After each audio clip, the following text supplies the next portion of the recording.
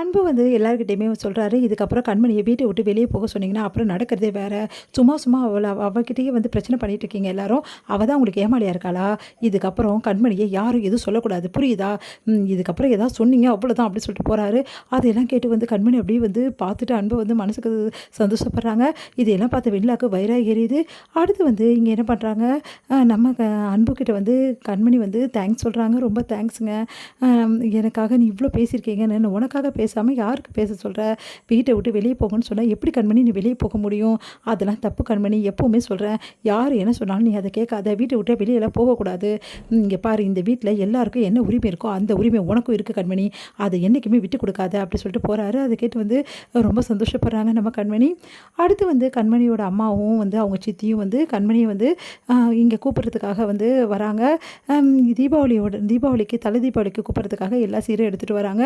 அப்போ வந்து அந்த சீரெல்லாம் பார்த்துட்டு வந்து பாட்டி எப்பவும் போல் அவங்கள அவமானப்படுத்துகிறாங்க. "இதெல்லாம் ஒரு சீருன்னு எடுத்துகிட்டு வந்துட்டா. இதெல்லாம் ஒரு சீரா? ஒரு புடவை, ஒரு ஒரு இது, அவனுக்கு வந்து அதுவும் இந்த வேஷ்டியெல்லாம் வெள்ளி ஜரிகையில் வாங்கியிருக்கா பாரு." அப்படி சொல்லிட்டு அப்படியே வந்து ரொம்ப ஓவராக பேசுகிறாங்க. "இதெல்லாம் இத்து போன புடவை. என் வீட்டு வேலைக்காரிக்கு கூட இந்த புடவை நான் தரமாட்டேன்." அப்படின்னு நம்மளாம் பேசிகிட்டு இருக்காங்க. அதையெல்லாம் கேட்டு அவங்க மனசு வருத்தப்படுறாங்க. "முதல்ல இந்த சீருன்ற பேரில் ஒன்று எடுத்துகிட்டு வந்திருக்கீங்க. இதை எடுத்துகிட்டு முதல்ல வீடை காலி பண்ணுங்க. நீ எல்லாம் இந்த வீட்டுக்கு வர அருகதே கிடையாது." அப்படின்ற மாதிரி பேசுகிறாங்க அவங்கள. அதையெல்லாம் கேட்டுட்டு வந்து அழுகுறாங்க கண்மணி அம்மா அப்படின்னு சொல்லிட்டு அவங்களும் எடுத்துகிட்டு போக பார்க்குறாங்க. "நில்லுங்க அத்தை." அப்படின்னு சொல்லிட்டு நம்ம என்ன பண்ணுறாரு, அன்பு வந்து சொல்கிறாரு. அதை கேட்டு அவங்களும் நிற்கிறாங்க. "மாப்பிள்ளை அப்படின்னு நீங்கள் வாங்க அத்தை. ஏன் அன்பு இப்படி பண்ணுற?" அப்படின்னு சொல்லிட்டு கேட்குறாங்க அவங்க பாட்டி. "இங்கே பாருங்க பாட்டி, நீங்கள் பண்ணது ரொம்ப பெரிய தப்பு. வீடை தேடி வந்தவங்களை இப்படி தான் அவமானப்படுத்துவீங்களா? இதுதான் வந்து ஒரு வீட்டுக்கு நல்ல அழகா ஒரு குடும்பத்துக்கு அடுத்தவங்க வந்தாங்கன்னா அவங்கள அவமானப்படுத்தாமல் இருக்கணும்னு உங்களுக்கு தெரியாதா? அது மட்டுமா, அவங்க யார்? என்னோட மாமியார், என்னோட அத்தை. அவங்கள அவமானப்படுத்துறது வந்து ரொம்ப பெரிய தப்புன்னு உங்களுக்கு தெரியல?" அப்படின்றாங்க. அது கேட்டுட்டு செம்மையாக டென்ஷன் ஆகிறாங்க. "என்ன அன்பு ரொம்ப வாய் நீளமாக இருக்குது. இங்கே பாருங்கள், எதுவாக இருந்தாலும் நான் சொல்கிறது கரெக்டான வார்த்தை தானே.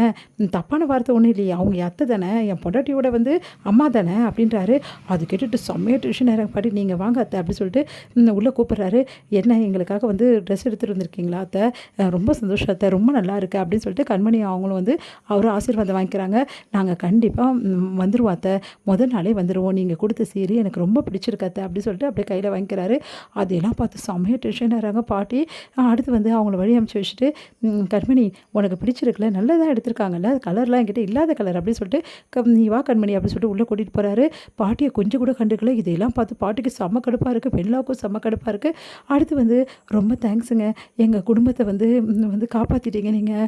அவங்கள ரொம்ப அவமானப்படுத்திட்டாங்க. ஆனால் நீங்கள் அவங்க மரியாதையை காப்பாற்றிட்டீங்க. எனக்கு இது போதுங்க." அப்படின்னு சொல்லிட்டு அப்படியே அழறாங்க. "ஏய் கண்மணி, எதுக்குடி அழுவுற?" அப்படின்னு சொல்லிட்டு அப்படியே கிட்ட வந்து ஆறுதல் சொல்கிறாரு. அப்படியே கண்மணி வந்து அன்போட தோள் மேலே சாஞ்சுக்கிட்டு அப்படியே ஆறுதல் வந்து படுறாங்க. சாஞ்சிட்டு வந்து அப்படியே வந்து கண்மணியை வந்து ஹக் பண்ணிகிட்டே வந்து அன்பு ஆறுதல் சொல்லிட்டு இருக்காரு.